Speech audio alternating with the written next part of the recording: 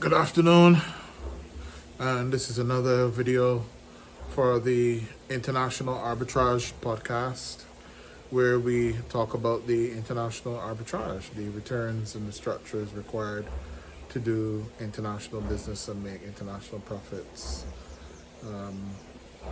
So we talk about things in that context. In particular, we talk about owner managers, family owned businesses, closely held businesses that are raising capital in the US. They need regulated fund structures, alternative investment funds to be able to do that. And there's a lot of structuring and international tax planning involved. So today I just wanted to talk a little bit about, I want to provide some context for international tax planning. In the press and social media, there is a lot of international tax planning. The most kind of topical international tax planning that we see involves large multinational corporations. You might see things about the OECD, Pillar 2, Apple and large Amazon, and when large companies, large multinational brands and companies have tax cases, you may see stuff in the newspapers about that. This is most of the context that people have for international tax planning. But for owner managers family-owned businesses, closely held businesses, the reality of international tax planning is very different. For large corporations and large multinational corporations, they have tax departments with a couple hundred people. They can hire as many law firms as they need. Cost of tax structuring, as it were, is not really a line item or a concern for large multinational corporations.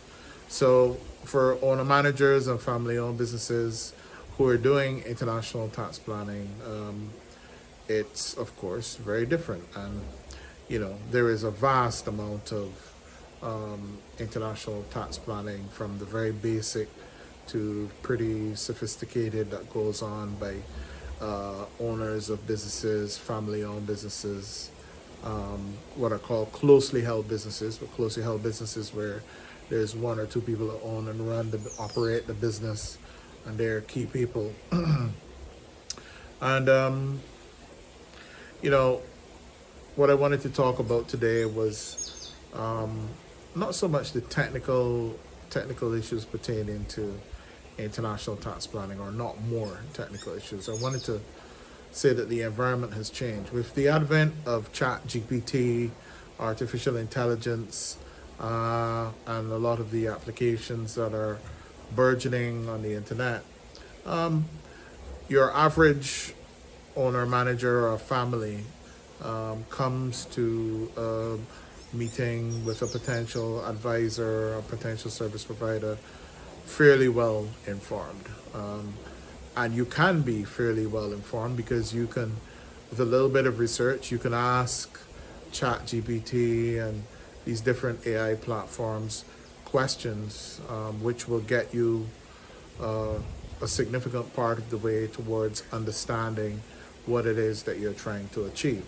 So all in all, people who own businesses and want to do international tax planning have a lot of information. They can get information, and they should be coming to meetings relatively well informed. Whether they choose to declare that or not is neither here nor there. But the truth is that they can access quite a lot of information if they care to. And so, because people are much better informed, or can be much better informed, I don't think that international tax advisors really should be spending much time trying to quote unquote sell anything to owner managers or um, you know, family businesses. I think the days of selling international tax structures is well and truly over. It's noticeable on the internet, on social media right now, that a lot of people seem to be once again using social media, but what they're doing is, of course, they're selling or promoting tax avoidance, what I call tax avoidance structures. Tax avoidance structures are tax planning, international tax planning, or tax planning ideas, almost kind of pre-packaged. They lay out they're promoting how the structure works and saying that it delivers ultimately to little or no income taxation.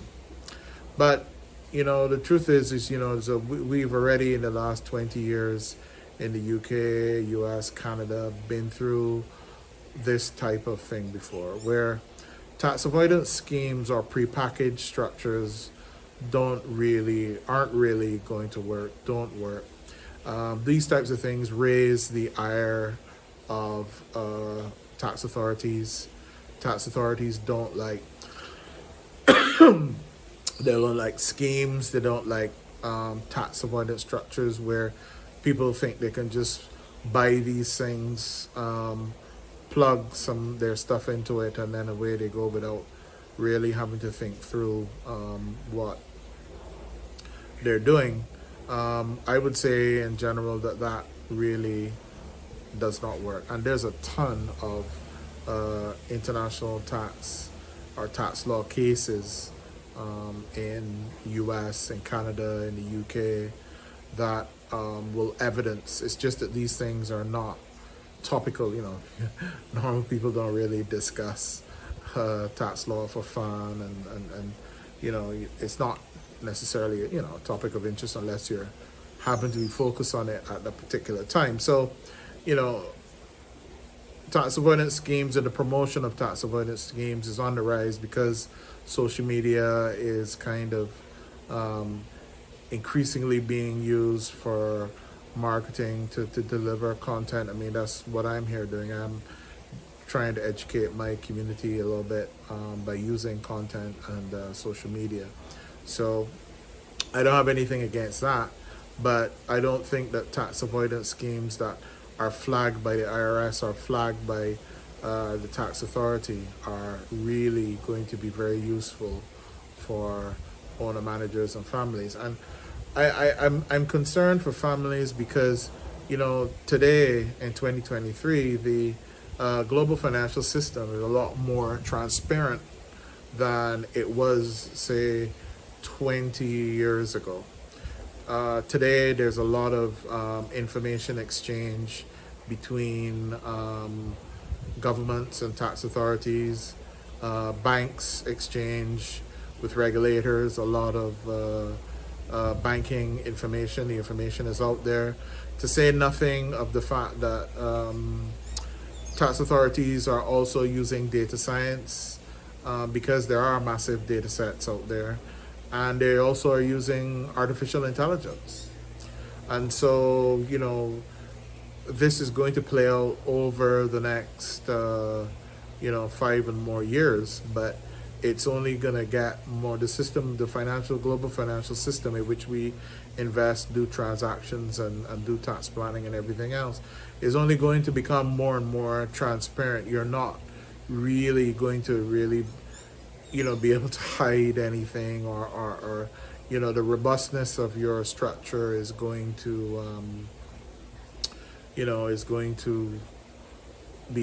likely be looked at, assessed, called into question. Maybe an AI system will just flag it as high risk, medium risk, or low risk. That is coming, if not already here.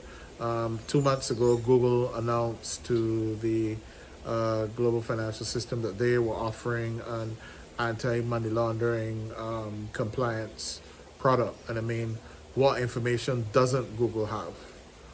So if they're offering an AML compliance service to banks and regulated financial institutions, they'll probably be offering it to tax authorities as well. And so, against all this data and automation and all the rest of the general idea is that the system is becoming more transparent. So, in a more transparent global financial system, international tax planning therefore needs to not be contrived, lacking in commercial reality and artificial, because that is the main way to get yourself into trouble. Now, when you see international tax planning go wrong for large regulated or large financial institutions, multinational corporations, there are fines. A lot of money is usually involved. A lot of tax will be paid, penalties will be paid, but quite noticeably, no one goes to jail. Right? This is in the case of large companies like Amazon, like Apple, that have famous tax cases in the media. When it's closely held, family-owned or managed businesses, it's a completely different situation. If you are involved in a highly contrived tax avoidance promoted scheme that is targeted by a tax authority and it fails, not only can you end up in civil penalties, but you can end up with criminal charges as well. Because depending on how competent your operator, your service provider is in terms of implementing tax law and tax structures, you could be accused of engaging in tax evasion. Now, this is not scaremongering. This is just context. The simple fact of the matter is that when it's a family or a managed business, if anything goes wrong, it has implications for the owners, the family. And I work with many husband-wife teams. I work with with families where the husband is, yes, the operator, but he's the main provider, and the family structure it depends on him, especially if there's young children involved. It could be a situation where a father has his children involved in the business because they're at that age, and so the last thing a parent would want to do is to have their kids involved in some sort of tax problems that could morph into criminal charges or what have you. The civil charges are bad enough because they're on your record and can impact your ability to be a part of regulated structures, and you might need your kids, certainly in their lives, might need to be part of a regulated structure in order to do good international business. So keep these things in mind. The system is a lot more transparent than it's been. Don't believe me, you can just go and talk to any tax lawyer that you know about the history of tax avoidance schemes, and the tax authorities, maybe different people, but they've got it all on record. They've seen it, been there, seen it, done it. This stuff is not new, but some of these people promoting especially trust structures and claiming that you can have no taxable income using a trust and an underlying company and all this kind of thing is that the structure costs $95,000, and this is dangerous. So these things are dangerous. So definitely look into these things with your tax lawyers. Get advice. Be patient. Only engage in proper international tax structuring that you can afford, and the best type of arrangements in today's environment are structures that are best suited to you, your family, and your business. Don't get any of these off-the-shelf things unless it's highly customized to you and your situation, and you have a service provider who knows what they're doing and is in the trenches with you. So more on all this later. Cheers.